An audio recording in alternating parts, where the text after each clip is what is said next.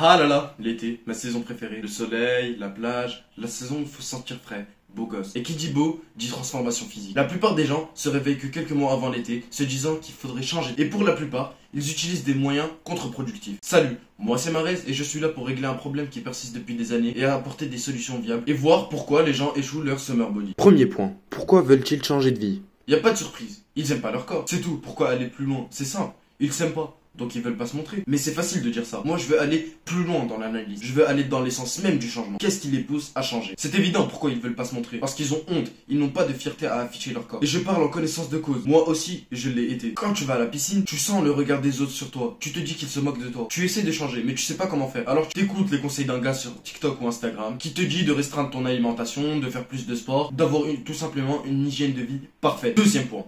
Pourquoi tu n'y arrives pas? Tu n'y arrives pas parce que tu places des attentes trop hautes par rapport à tes capacités. Tu te dis qu'il faut être parfait dès le début pour avoir un beau corps. Et aussi tu te mets une pression inutile. Écoute-moi bien parce que je vais te dire un truc. C'est pas en 2 mois que tu vas rattraper des années de conneries. Et comme tu n'es pas en permanence parfait, tu fais des petits craquages, ce qui est totalement normal. Et du coup tu te mets en mode foutu pour foutu, tu manges tout ce qui bouge et tu te dis que l'année prochaine ce sera parfait encore une fois. Ça c'est ce que tu crois, ça c'est ce qui est réellement. La courbe n'est pas exponentielle, elle est chaotique. Il y a des hauts, il y a des bas. Des fois tu vas stagner, des fois tu vas beaucoup perdre, des fois tu vas beaucoup augmenter. Mais c'est pas grave. Troisième point, comment le réussir? Tu veux le réussir?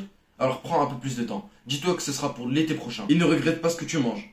C'est vraiment mauvais pour toi. J'oubliais, si tu veux progresser, balance ta balance. Parce que ça ne sert à rien, c'est juste des chiffres. Regarde ces deux personnes. Elles sont au même poids, mais celui de droite est bien mieux en forme. C'est ce qu'on appelle la répartition corporelle. Bref, il y a deux solutions. Soit tu veux maigrir, soit tu veux grossir. Alors pour maigrir, la solution, c'est le déficit calorique. C'est le fait de dépenser plus de calories que ce que tu consommes. C'est simple, il y a deux moyens. Soit tu bouges plus, soit tu manges moins. Moi, personnellement, je recommande le fait de bouger plus. Parce que si tu consommes trop peu de calories, tu vas craquer et abandonner. Et pour prendre du poids, faut être en surplus calorique. C'est l'inverse d'un déficit calorique. Faut consommer plus de calories que ce que tu dépenses. Ça c'est super simple aussi, t'as juste à manger plus qu'il faut. Prends des petites photos, voir l'évolution de ton corps. Comme ton corps évolue à petite échelle, ton œil s'y habitue et tu verras pas les résultats. Donc en résumé, si tu veux réussir, donne-toi toutes les chances et donne-toi du temps. Abonne-toi frérot, like pour le référencement et moi je te dis au revoir.